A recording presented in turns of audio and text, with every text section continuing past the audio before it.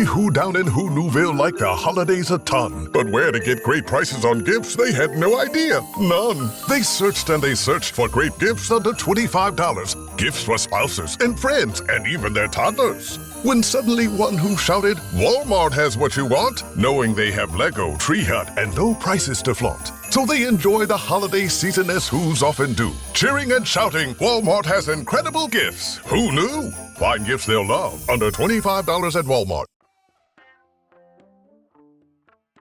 From toddlers to teens, and social media to screens, we have so much to be mindful about as parents in the digital age. Bruh. As Black and brown moms with 6 kids between us, we're excited to be partnering with Meta, a company that is committed to supporting parents in this digital age, and to be answering some of parents' biggest questions about technology, safety, and raising resilient kids. We'll double click on AI, technology, and online safety through expert insights and our own parenting wins and fails, because none of us have this figured out. I'm Samantha Danielle, content creator, writer, and mom of 3 teens. I'm Kanika Chadda-Gupta, TV journalist, podcast host, and mom of Irish triplets in elementary school. And this is Parenting in the Digital Age with Sam and Kanika, brought to you by Meta. Welcome to Parenting in the Digital Age with Sam and Kanika, brought to you by Meta, where we decode the world of screens, social media, and AI so that parents like us can keep up with our kids so we don't feel totally clueless. And one of our friends is an iconic figure from the 90s in the most as-if way, ELISA Donovan, aka Amber from Clueless. She made whatever a catchphrase that now our kids are saying to us, and she has some wisdom to drop today. ELISA talks about raising her 12-year-old daughter in this era of Insta and AI and all things digital. And ELISA is going to take us from being clueless to clued in, so buckle up and get ready to listen. ELISA Donovan, welcome to the show. Thank you. I'm so happy to be here. Thank you. Okay, so first things first, we all remember you as the ultra stylish, super sassy Amber from Clueless. And now you're a cool mom. You're not like the other moms. And you're raising a daughter in a world that Cher and Dion and Amber could have never imagined. But I want us to take it back. What was it like growing up for you? Tell us a bit about your childhood. So, I mean, that is going back. I was a kid who was always expressing herself, with the caveat of around people I didn't know, very shy. I didn't, my parents always had dinner parties and things like that. And with people I didn't know and grown-ups, I was very closed mouth. But within my family and my friends, I was always creating things. My brother and I would put on plays together, and sometimes my sister would participate. She didn't really want to, but we would make her. Or we would do magic shows, and I was drawing, and I was a dancer and a gymnast and rode horses, with like a very active life. And the creative parts, which, I was writing all the time, drawing, painting, putting on play, but I didn't know that was something that you could do as a career, because nobody in my immediate life was an artist of any sort. So I think I was a bit of an enigma to my parents. And that's great. I think it's so important that we just stay true to ourselves. And if you know that as a kid, you just let that carry you through and help you chart your path. Yeah, I think about that, with my daughter, of how it's that dance or balance of letting them be who they are, and then also having guardrails, where you aren't, instituting your whole belief system for them. Like, oh, I think you'd be great with this, and but still putting in the parameters of, it's great if you want to express yourself, but you can't, throw food on the floor if you don't want to, those sort of basic things. But it becomes more and more challenging, right? As your kids get older, it's like how do you maintain that place of I support you and I reflect who you are, and also these are our values as a family.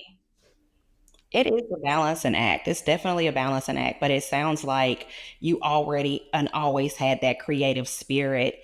And then it kind of just like even maybe even led into, because I say creative arts, most people that you see that are like in acting, they always have something else underlined, whether it's, Mhm. like you said, drawing or storytelling. I think it's all tied into like the creative brain.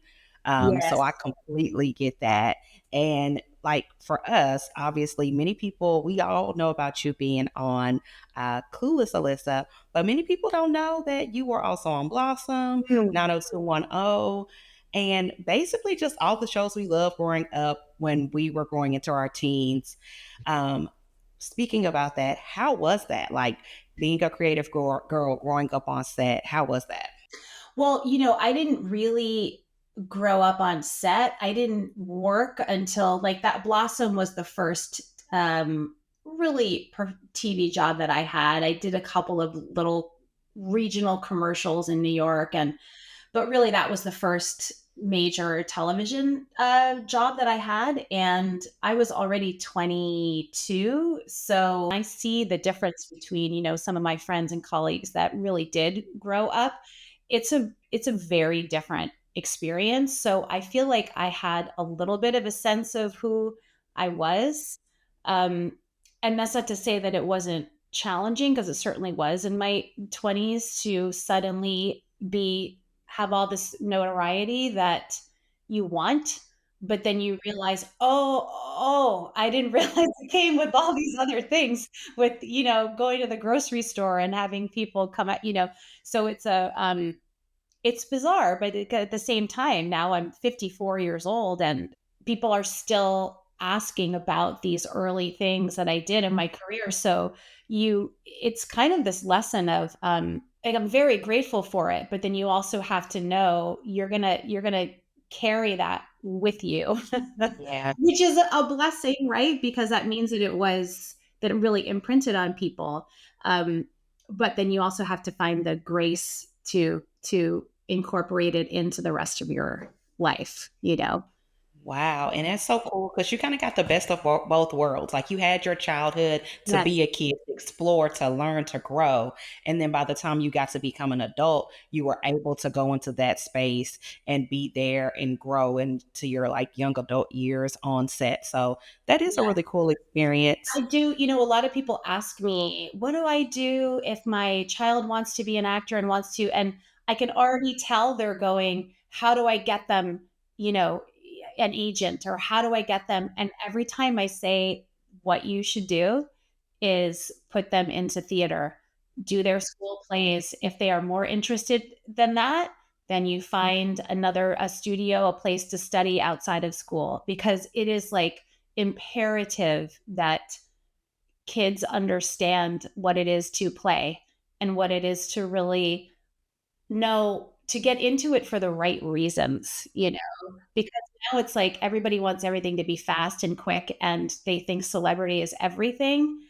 And that's really, it's just full of pitfalls and dangerous things where, you have to be in it. It's so hard. It's like an incredibly difficult business to get to thrive in. And if your goal is to just be famous, you're in trouble, you know? You're in trouble. That. You have to like have the creative fire that keeps you committed to it when the peaks and valleys happen. When the valleys happen, you have to have that internal belief that this is what I'm meant to do. So I keep going. Yes, yes. And you've worked with other child actors, so you've seen and heard about their experiences, like Melissa Joan Hart from Sabrina the Teenage Witch and Maya from Blossom. Like, yeah, they had that child star persona. One thing I know is when you were trying to convince your dad, you were at Tisch, right? I And was you at decided to, school. So I yes. didn't go to Tisch. I was accepted at Tisch, but I did not go because at that time you were not allowed to audition professionally for the first 2 years you were at the studio. I Oh, already had an agent and a manager now, and so at the time I had said I don't want to go backwards is how it felt. Right. For me, the new school and Eugene Lang College was absolutely there. It was a phenomenal school for me. But when I look at it now, I understand why they did that. Like I think that that's quite wise, actually. So I have a different feeling about it as a grown up than I did then. Yeah. But I mean, you had your eye on the prize from the beginning. Yes. And I think you just knew to trust your gut, which is really amazing. So onto Clueless, which was just a breakout film with iconic characters. I have to reference the words that vernacular that we use all the time, from whatever to loser. It's amazing. I feel like that was our entire high school, and we still say, my 6-year-old says whatever to me. Backseat at the I time. bet I'm that like, feels great. "Dude, finish the reading." That. Yeah. It's just, and I'm like, you have no idea where that even originated. But it's it's amazing how it's transcended generations. Did you know that you were like on set part of such a groundbreaking, trend-setting film? Uh, the short answer is no. But, you know, I did feel like, I mean, no. While we were doing it, no. When we first saw it, there was a test screening that Alicia, Paul, Justin, Donald, and I went to, and we sat in the back row. And it was the first time, I think, that for all of us, that we had seen the full film, certainly with an audience. And I was stunned. I just went, "Oh, this movie's going to be huge." Yeah, that is it's so going cool. places. I have to ask you then, what was it like being on set with your co-stars? I know you said that you didn't know at the time what it was going to be like, but like looking back, how was that time? What was it like? How was the energy? You know, it's funny. Alicia and I just spoke about this recently, which we had never done. She was like, "It was really stressful." And I said, "Yeah, yeah, ditto." Like, it was very stressful. And certainly more so for her, or in different ways. I remember reading James Baldwin in my trailer, that's what I was doing, and then being worried, like, am I too fat? Am I gonna lose, like, just, all of that crazy stuff. Like, I it was tough. But at the same time it was super fun. So, it's like, it's complicated. Everybody always wants to hear it was like perfect and fun and great, and it was great, but it was also challenging, for sure. I think people sometimes just see the finished product of things and they have no idea. And I love that we're having this conversation because it's kind of like even social media and kids. Like Yes. I know my kids look to influencers so much. And I think all of us are kind of content creators in some kind of way or another. And a lot of times families don't know, kids don't know. It takes so much to even just create what they're seeing Yep. happening. So it sounds like there's some parallels there. It's really true. It's very true. We're grown-ups, so we understand somewhat, the massive shift that's happened with social media and just the internet and everything, all tech in the past 10 to 20 years, right? They don't have the benefit of that, of seeing the before and after, or really living through the transition, right? So it's nearly impossible for my daughter to understand half the things I try to explain to her. And you sort of, I look at it like, okay, what is useful information for her, and what is just me talking about, back in my day. I really try not to do that. She interprets it that way often, It's and I so can see hard. how she starts to like drift, and. It is hard. And I think like now that everyone is a content creator and like break it down, like what do you love about it? What do you hate about it? Oh, I thinking, I was desperately, I knew you were going to ask me this, and I was really trying to dig in the depths to find something that I love about it. Because I can tell you what I don't love is that one, everyone's an expert with zero experience. People can create something and call it art, call it a TV show, call it and I just think it's a tremendous disservice to craft, to education, to preparation, to curiosity, to really, to really digging deep and understanding why you want to say something or what the story is that you have to tell. Why do you want to do these things? And the positive side is that people have a place to express themselves, and in the best of worlds, it's we're able to communicate and touch people in very far away places that we might not be able to do. I just really hope that what really discourages me is my daughter's 12, and from the time she was mini Winnie, she was like completely her own person, right? She always like wore weird things, was an unusual kid, played the ukulele like she had played guitar in a rock band but had never done, you know what I mean? Like she just was very and really, I always joke like she was talking to dead people from the time she was born, she'd be like looking around and and like have a conversation. She's a very old soul kid. And I just love that about her so much. And now I'm watching her in the last year or so or two, starting to have this thing of losing her confidence and doing what everybody else does. And, oh, I need to have this. She was the kid that would never wear a dress.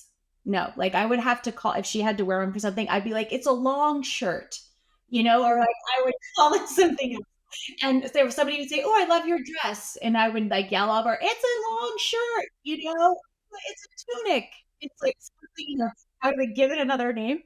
And now it's not that I don't, she still doesn't love to wear dresses, but my point is she is starting to like conform in these ways that I don't want her to impede her instincts, and her own creativity and her own individuality.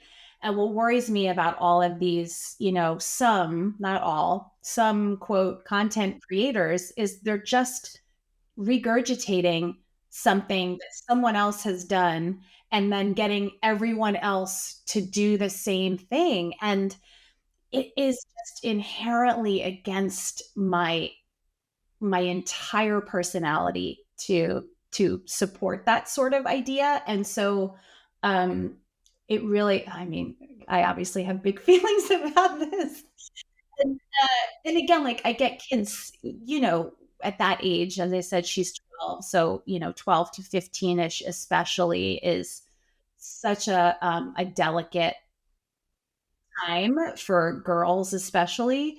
So I understand that is just a real thing where they try to connect and find out who they are and find their place and all of that. And I just so much want her and all kids, but obviously my own child especially, to really listen to her inner voice and to develop her own voice as opposed to just taking someone else's and thinking that that's the way to be. I can completely relate to what you're saying because even for me, like I knew I wanted to be a journalist because I grew up watching Barbara Walters and Oprah and Connie Chung. And it was like, okay, these are household names and women who have paid their dues and got to this level. Right. And I kind of charted the same path where I was like, okay, I'm going to do traditional TV. Ended up becoming a television anchor for CNN International. and did that. And then now any old reality star can be like, well, I'm going to have my own podcast. I'm going to have my own show. And I'm like, I have a master's degree. I work for this shit. Right. So it's hard to like, just Yeah. Yeah. like accept that. Like any old person can come in there and then they have like 10x the amount of followers. And you're like, okay, well, how did we just get sidelined when this was our craft? But I think something that I keep telling myself and my kids is the cream floats to the top. Yes. So yes, that's right. Your quality, and if you, are authentic, like don't even worry about all the noise and every second person doing the same thing. You're going to make it your own and succeed. Yeah, I love that, Kanika. I love that. And I love that you are like cultivating a space for your daughter to be herself.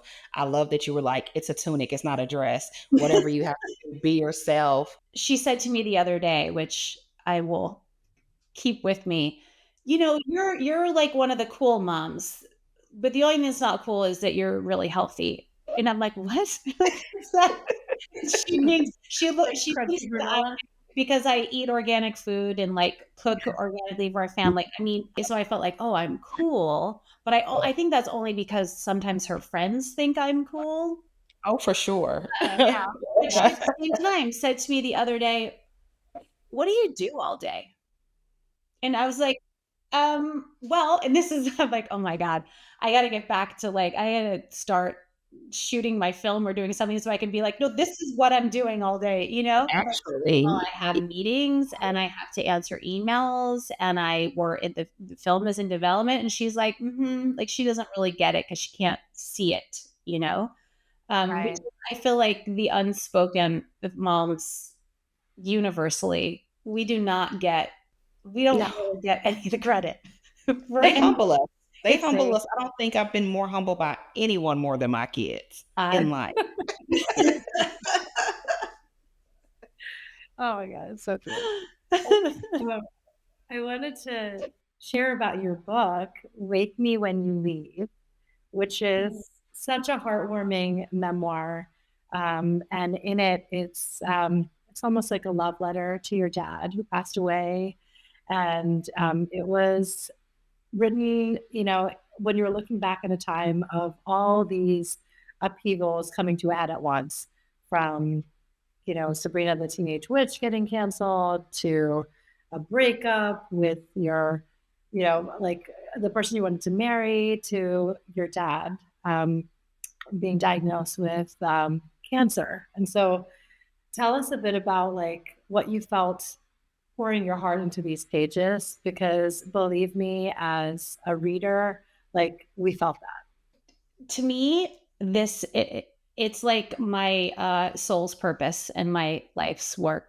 This book, that's sort of the simplest way I can say it. I have always been a writer since I was a child, writing stories and things. And then in high school, I really, I had a teacher who really cultivated that, but it was not the primary piece for me. And then when all of these things happened at the same time, I mean, it really was, I was in a relationship that was when I realized, oh, I want to get married and I want to have a child. And I didn't realize that until I met this person.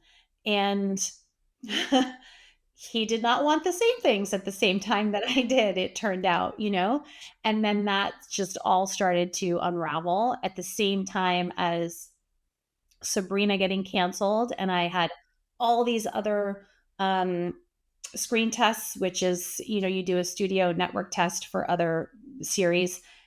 I think it was something like 11 I had over the course and did not get any of them. And then I was diagnosed with cancer. And all three of these things happened at the same time. And so I went from completely understanding what my life was and in this great relationship, I am on a TV show, happy, healthy family, to every single one of those things being taken away.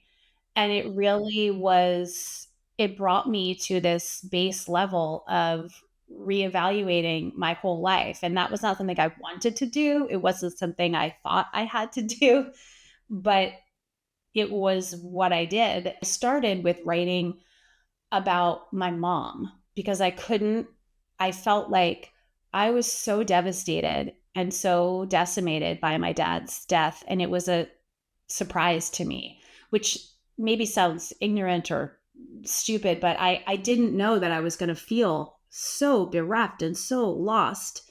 So then I kept thinking, if I feel this lost, how is my mom functioning? They've been together for 50 years, you know. She didn't know anything other than being with my dad. And he was a very conventional guy.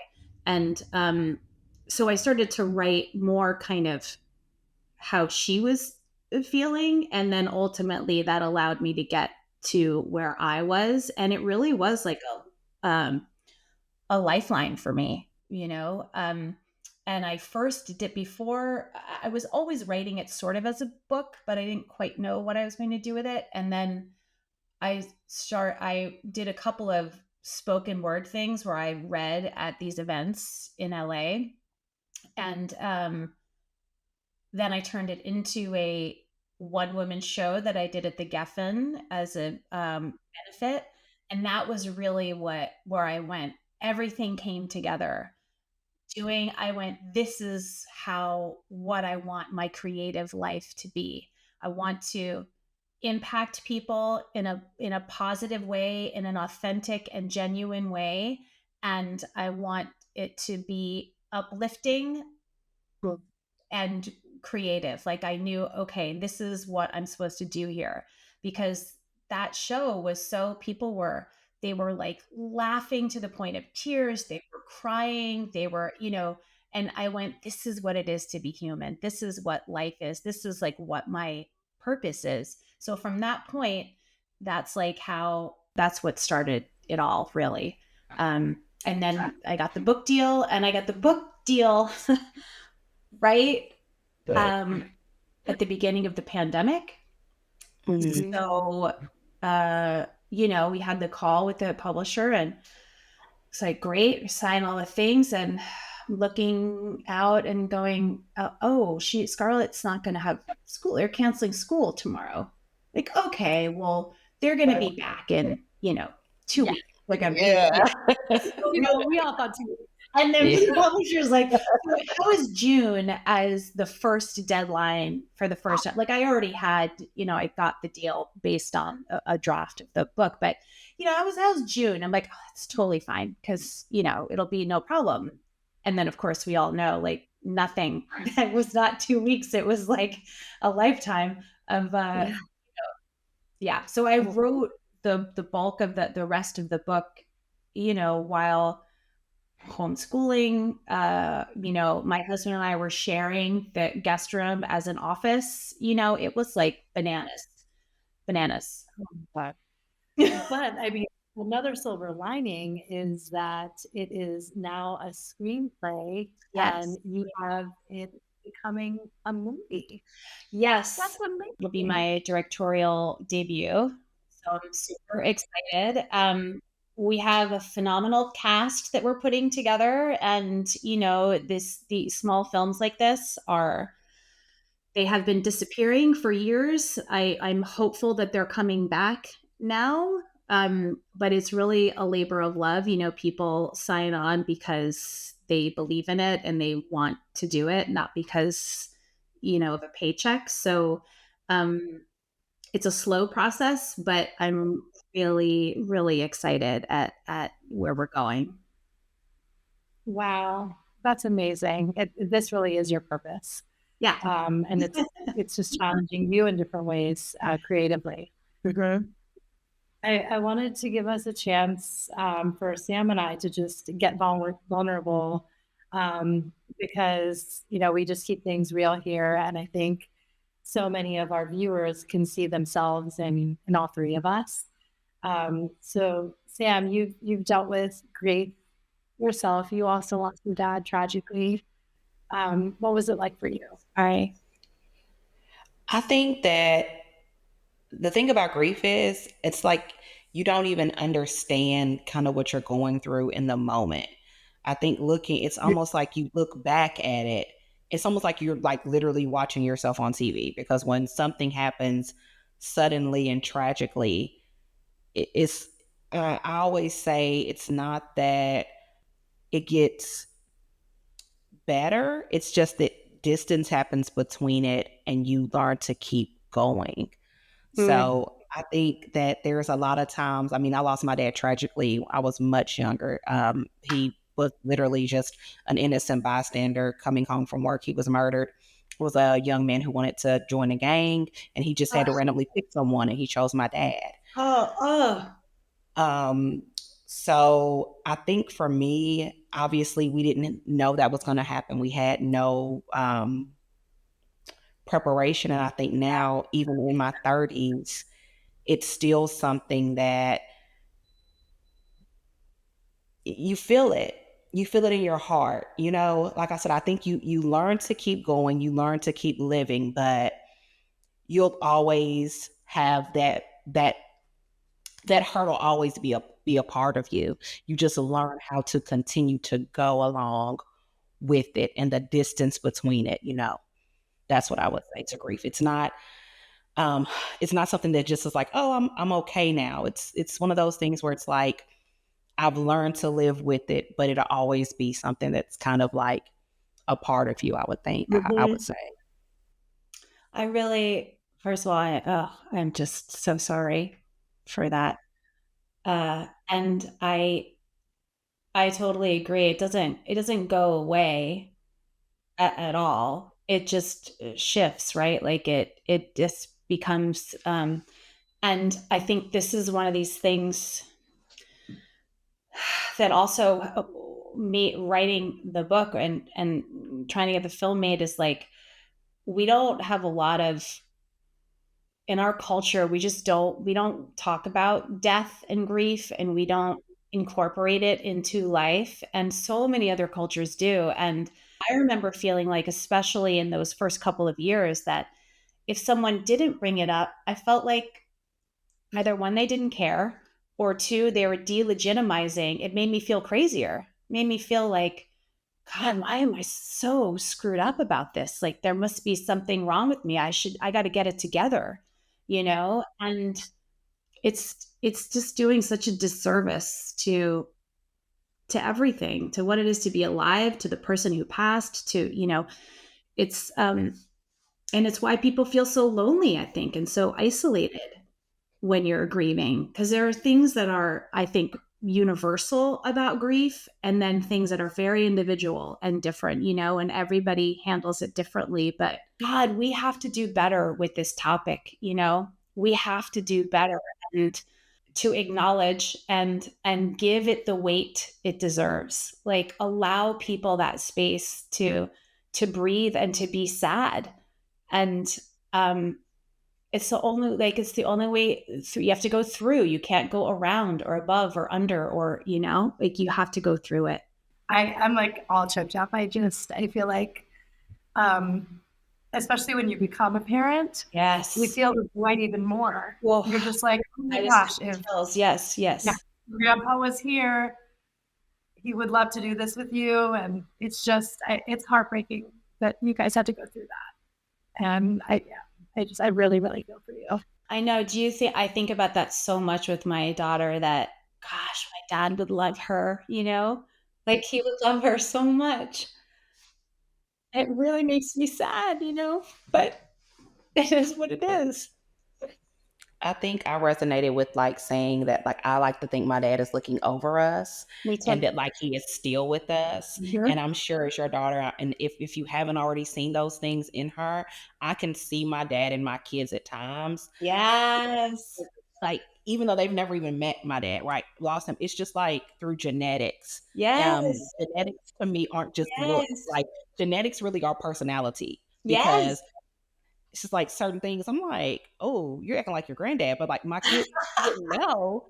But just like the certain little things, and I can remember that. So Mhm. in those ways, I think our parents, everyone, that have come before us, they live on in us. And they even, I think in those moments, I'd like to think they're still kind of like part of our parenting story, still Yes. part of it. The things that they taught me, the things that my dad shared with me, like he shared a lot about music with me, and like I passed Mm. that on to my kids. Mhm. So Mhm. I think the things that you've done in your career, all of those things still your daughter gets to experience with Yeah. you. So I agree so much that, this is also what the book is about in a lot of ways, that I feel like my relationship with my dad is arguably closer and better now than it was when he was alive. He didn't understand my whole journey in life. He just wanted me to be he wanted me to be more conventional, so that, and then after he passed, I really understood that was because, like, he wanted to make sure that I could take care of myself. He wanted me to be happy, he wanted me to be safe, well adjusted, like all the things that I want for my daughter, right? And this is all things that, I think we feel like death is so final. And in certain ways, it is. Certainly, the physical body's gone and you can't call them up on the phone or sit and have a meal with them. But I can't tell you how many times I have felt like he's like sitting right next to me, he is. I And think he is. it's Yeah, just, he's here right now. yes. And so, They both are. it's really an incredible feeling that, and when I come, and again, that doesn't replace the grief or the sadness. Like, I just was crying 2 seconds ago in talking about this. But so it doesn't delegitimize that or take that away. That to me is acknowledging how meaningful his presence was in my life, and I love it. And you said something really powerful. You said that you don't really feel like, and I think this is something just to bring it kind of where we are, that your dad didn't really get like how you were growing up. Is that what you said? You don't really yes. think that? And I think now, I think no matter what, because I think I'm a cool mom too. I am a cool mom, even if my kids don't You're a cool recognize mom. it. I'm saying you are. Yeah. They, we sometimes I think our kids don't feel like that. And I feel like with technology though, that is one thing that I personally do use technology for good, is to kind of like bridge that gap, because I feel like being on social media, it helps me to understand what's going on with kids, what's Mhm. trending, and kind of helps me to understand where they're kind of thinking. So I think my question for you is, what are some like technology things that you feel like you kind of may feel clueless on? How does technology play a role? I know you said you spoke about it a little bit. Do you think it helps bring y'all closer? Share some of the things that you do with your daughter. How is technology between you guys? We have a very hard line on no social media. Zero for her, zero. And I will push that off as long as I possibly can. Certainly not before 16, but even after that, I'm hoping that we develop enough of an interest in other things in life that she won't want to. But I'm also not living under a rock where I think, eh, I understand that that's probably, something we're always going to have to deal with. But I will say what's things that are great about just technology in one regard is that she's super into sports, right? She's very athletic. She is very tiny and is a baller basketball player. Okay. So she's like, and she plays all the other sports too. But currently that's her thing. So we get to I get to show her Steph Curry talking about what it was like growing up as the smallest kid playing basketball, right? How do we get that? Because on Instagram they will post something. So I utilize it as a way to show her things that she wouldn't otherwise get to see. But I feel like I'm really careful about, like, she doesn't have free reign to just watch anything. She doesn't, but so we use it as things like, or like a speech that someone might give at an event, how else would she ever get to see something like that? Or, like, I try to be really strategic. So it's not that we don't use it, because we certainly do. I mean, pretty much everyone does, I think. So, but it's like we're really trying to still curate her experience. But you're laying some really great foundations down for your daughter. Like, you're doing some really great things. You're putting things in place. Being that you kind of are using that model where you're stepping her into it, how do you plan on helping her to just like have that healthy relationship when it's time. I know it's so hard. Yeah, it's the thing where you can't just say, trust me, you don't want to do this. You gotta, it doesn't work. Right. So I think what I'm trying to do is to cultivate other parts of her life. Right.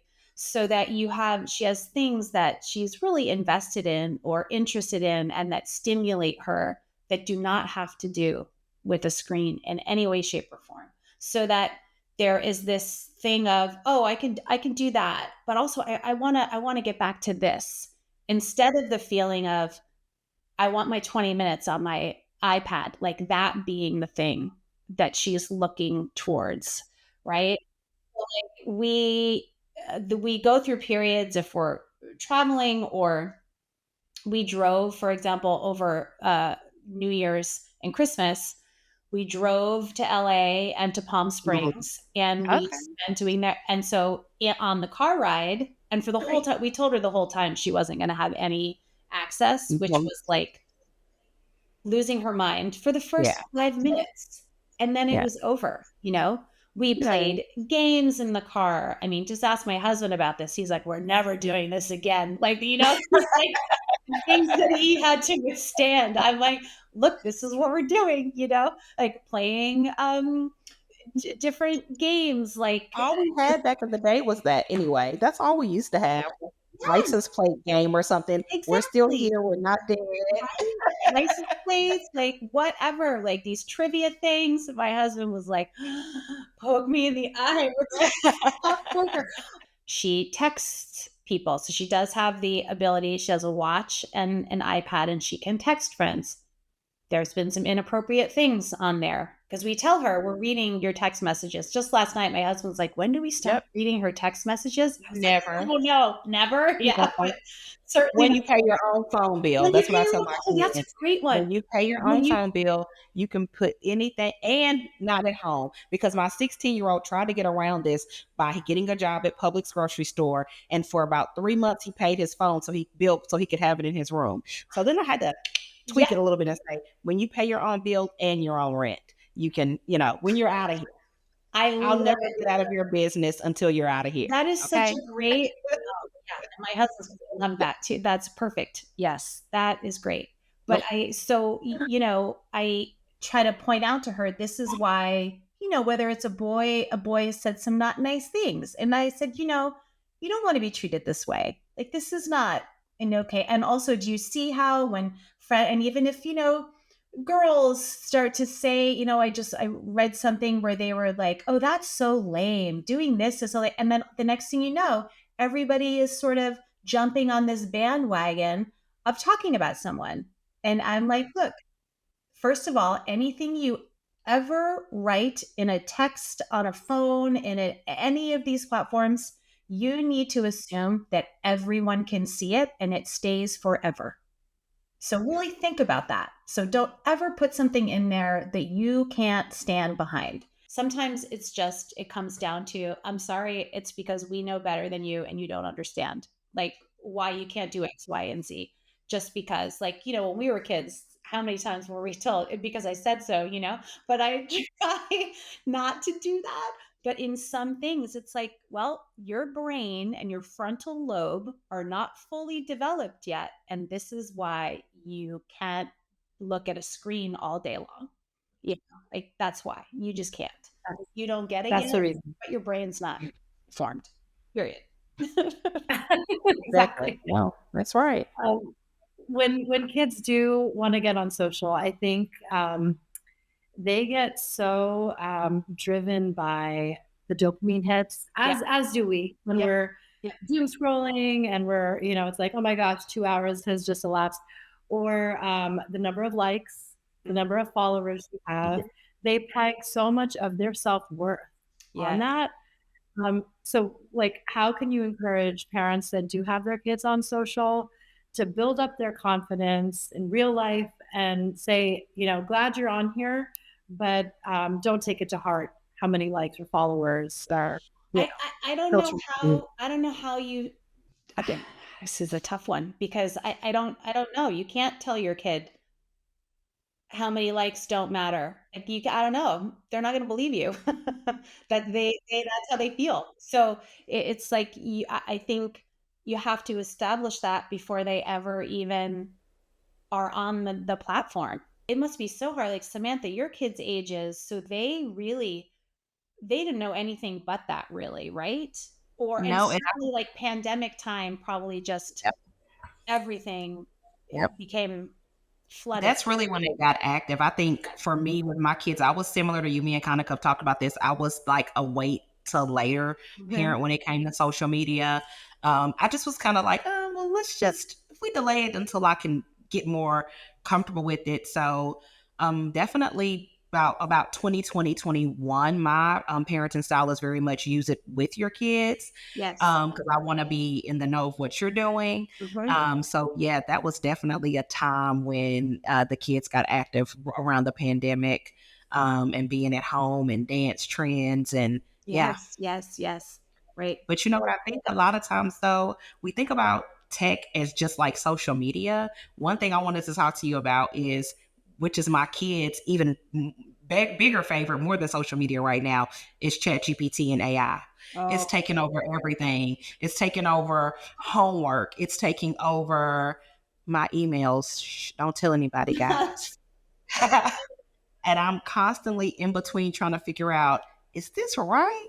It's easy, but is it right? yeah. How do you navigate that? Is that a conversation that you guys have to have in So your house? at my daughter's school, they she's in 6th grade, and they have started the dialogue about all of this. They started it, I think, last year, but now they really talk about it where they talk about AI and how they are allowed to use it and how they aren't allowed to use it. They teach them about fake news versus real news. They teach them about that digital citizenship of not only how you present yourself online, but how you gather information and what is real and what isn't. And again, obviously this is all a moving target, like nothing, it's happening in real time. So I just 100% err on the side of not using it unless it's, and I don't, I, it, it's really scary. I mean, and it's so funny. Like, I am not an alarmist and I am not a person who is, but all these things keep me up at night where I'm like, am I becoming an alarmist? Like, ah. I think there are big dangers of giving yourself, like even just asking it a question, right? I know people that are my contemporaries who have a name for their person that gives them all the answers with their children who are young children. And I said, whoa, whoa, whoa, whoa. You think it's okay to go ask, Martin what he thinks about blah blah blah while you're driving along in the car, and Martin's going to be the voice of reason? I was like, what? Me, like, this is not, you don't even know where Martin's information is coming from. And That's true. so it's like whew, it's You're making me rethink my life. I definitely call my Chat GPT friend. I'm yeah. like, hey, friend, what do you think we should cook for dinner tonight? Oh my, It's like, you ate chicken last week. Why not fish? But that is oh, really great. My kids that's actually reel me in, though. They tell me, they'll say, Mom, especially if we're having like a fact war, because we uh-huh. go back and forth with different things that we're a big debate family. I love And that. they'll say, well, you know that when you whenever you Google something, that's not always the correct one. They just pull from the easiest. So Mom, that may not be a correct fact. So you're right, we have to be careful. We do have to fact check when we're asking these different things to give us information, because it isn't always 100% accurate. It can't just be pulling from different things. That's so true. Yes, exactly. Life is like complicated and we're busy and we got like a lot of stuff to do. And so if we can get something that is a quick answer, like I get the instinct and we all have it, and it's a wonderful tool, but I just think we have to be mindful about it, Common sense. and have common sense. But I think that's exactly the point. It's like having common sense about it, right? And just because we're so oversaturated with things, and this gets back to my worry about my daughter sort of conforming in a way. It's like, just because there is a lot of something does not mean that it is good, wise, positive, healthy. It just means that suddenly there's a lot of it. I will be pulling that out. Just because there's a lot of something doesn't mean that it's good or it's right. And you've given us a lot of great things. If you could just share 2 or 3 things, like your top, like 2 to 3 pieces of advice for parenting, to the people who are listening, whether like tech, social media, any of it, give us like 2 or 3 of your like top ones. I would say the top one is to listen to your kids. Just listen to what they're saying and what they aren't saying. And, sometimes, because we do have so many resources today, it feels like, oh, give them this, give them that. If I say that, sometimes it isn't any of those things. It is just being with your kid, like just being with them, and without any goal other than that. That would be one. And sometimes they don't want to be with you. And then you're like, guess what? We're going to be together. And the whole time you're going to be counting the minutes till we are together. Maybe in the last minute, you're going to say, oh, this is nice. And then, tell me something that you wouldn't have told me. You know what I mean? Then I think that leads to the second thing I would say is really just, and there is no recipe for this. If my daughter was sitting here, she'd be like, oh, I hate that you do that, But I think just keeping the lines of communication open, just trying to do that, and again, there's no recipe for that, because me saying to my daughter, I want you to be able to tell me anything you can't, doesn't mean that she's going to do it. So it's more of like a sort of internal goal.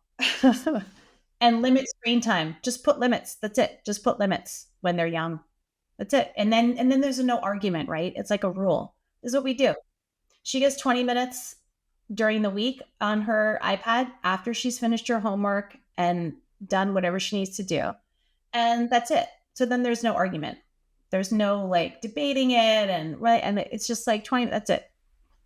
That's a non-negotiable. And whatever time frame works, that's what I would say. That's the secret. Yeah, we do something similar. I actually give my kids like a baking timer, and they have to time themselves. And even though they're really young, better. Yeah, because it's like, then I'm going to be hounding them. Remember, it's like 5 more minutes. Up, the timer's up. The timer's up. Give me the tablet, and they never give it. So I want them to have the agency to say, the timer is up. It's almost like having an alarm and not snoozing. And it's up to me, the onus is on me to shut it down. And that way, I just feel like when they're in college and they're away from this house, they already knew how to do that without mom wagging the finger, being like, that's enough. That is great. Just giving them that. Yeah. So, okay, let's get into the rapid fire, which is AI versus as if. And this, basically a tech-inspired, Clueless themed round where if it's something that you're on board with, AI. AI stands for artificial intelligence. Action item, good. As if is, we know, like, no chance. So let's go with the first one. Okay. Letting AI help with your kids' homework. AI or as if? As if. Using AI to write heartfelt birthday cards. AI or as if? Big as if. Oh, I love that. You're personal. Tracking your child's location. AI. Letting your kid have an AI-powered virtual friend. As if. Letting AI decide your next family vacation destination. AI or as if. I mean, AI, I'd be curious what it would say. Okay, and using AI for parenting advice instead of calling your friends. Oh, as if. That's an as if, I think. ELISA, thanks so much for joining us on the show and being so candid and so honest. It's really, really refreshing. Oh, thank you so much. It has been my absolute pleasure to talk with both of you. And I love these conversations. I am a firm believer that this is how we move forward in life, and how we help one another is really by having these conversations. And I really appreciate that you all are doing this. Thank you. Will you tell everyone? We love the conversation. Tell everyone where they can find you and follow you, please. I am on Instagram at Red Donovan. Really, Instagram is the main place. We hope you enjoyed today's episode with ELISA Donovan. It is so important to know when your kids are ready for social media, and Meta's Family Center has information to help guide you through that. You can visit familycenter.meta.com, and there you'll learn more about parental controls and Instagram teen accounts. And do that with your kids, so that way you all are on the same page. Thanks for tuning in today. Make sure to subscribe to the podcast series wherever you listen for insightful tips on parenting and online safety. And you can find me, Samantha Danielle, at samanthadanielle.com or on Instagram at Hey Samantha Danielle. And you can find me, Kanika Chadda Gupta, on my website, that's totalmomsense.com, and on Insta at Kanika Chadda Gupta. See you soon. See you soon.